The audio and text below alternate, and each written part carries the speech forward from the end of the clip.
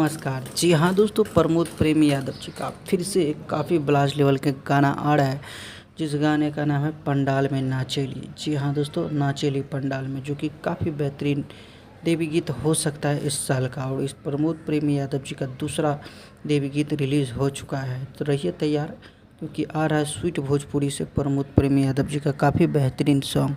तो ऐसा ही अपडेट अगर पाना चाहते हैं तो चैनल से जुड़ जाइए और चैनल को कर लीजिएगा सब्सक्राइब, ताकि भोजपुरी से रिलेटेड खेसारी लाल यादव और प्रमोद प्रेमी जी से रिलेटेड कोई भी अपडेट आएगा तो सबसे पहले आप देख पाएंगे। तो आज का अपडेट में बस इतना ही, मिलते हैं फिर से नेक्स्ट अपडेट के साथ। तब तक के लिए bye, take care, love you all, धन्यवाद दोस्तों।